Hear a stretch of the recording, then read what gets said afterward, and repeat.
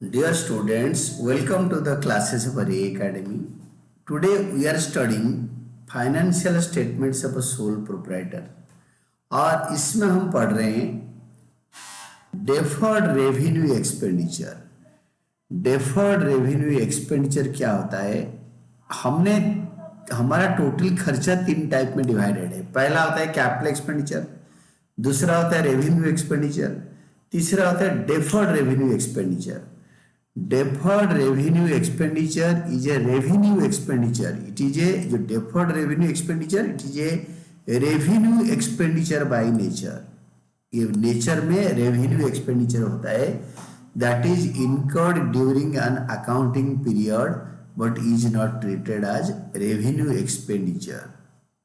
Accounting period के अंदर खर्चा होता है but is not treated as a it is not treated as revenue expenditure because the management and owners are the management and owners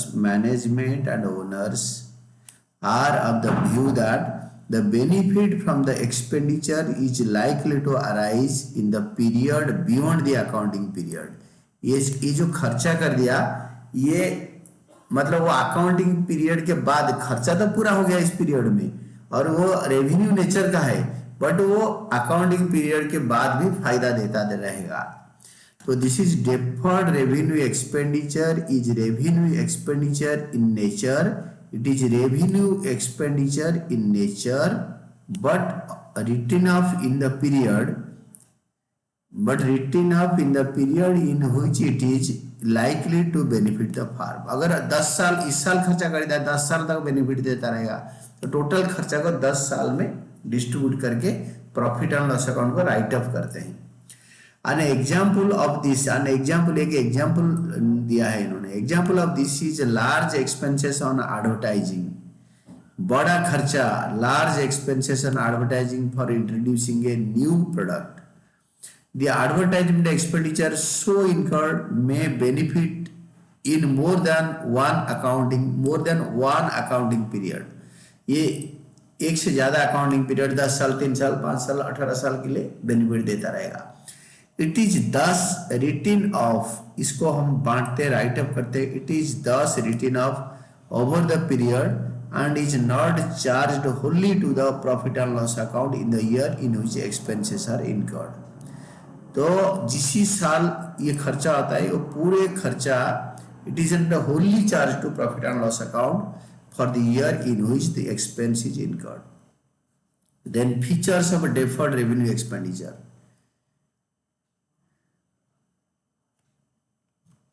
features of deferred revenue expenditure. Features of deferred revenue expenditure. First, it is a revenue expenditure in nature. ये एक खर्चा है जो कि revenue expenditure है। ये revenue expenditure in nature मतलब ये कैपिटल एक्सपेंडिचर का नेचर नहीं, इसका नेचर है revenue, deferred revenue expenditure. Second, it is estimated to give benefit in more than one accounting period. Give benefit, ये बेनिफिट देता है in more than one accounting year में, ये बेनिफिट देता है कई साल तक इस बेनिफिट देता है। ये होता है फीचर्स कैरेक्टरिस्टिक्स। देन थर्ड होता है it is non recurring in nature. ये एक ही बार होता है, बार बार खर्चा नहीं करते, एक ही बार पे करते हैं रेवेन्यू एक्सपेंडिचर। फोर्थ होता है the unwritten part of the deferred revenue expenditure is shown in the assets side of the balance sheet. ये एसेट है नहीं बट जैसे 1 लाख रुपए एडवर्टाइजमेंट में खर्चा किया, 10 साल के लिए खर्चा किया, पहला साल इक्वल सपोज इसको राइट अप करना है तो 10 में डिवाइड करेंगे, 10,000 प्रॉफिट एंड लॉस अकाउंट में लिखेंगे टू डेफर्ड एडवर्टाइजमेंट एक्सपेंडिचर। बाकी बैलेंस शीट के एसेट साइड में इनर कॉलम में लिखेंगे deferred advertisement expenses 1 lakh less written off 10,000, final column में आएगा 90,000।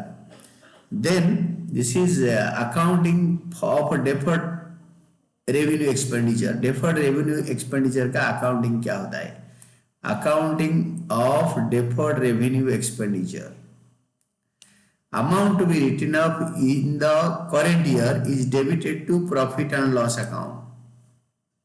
जो करेंट ईयर जिस साल खर्चा होता है, इस साल का जितना पार्ट राइट अप करना है वो प्रॉफिट एंड लॉस अकाउंट का डेबिट साइड में राइट अप होता है। And amount not written up, जो पार्ट राइट अप नहीं हुआ, 1 लाख से 10,000 राइट अप हो गया तो पीएनएल अकाउंट में चला जाएगा।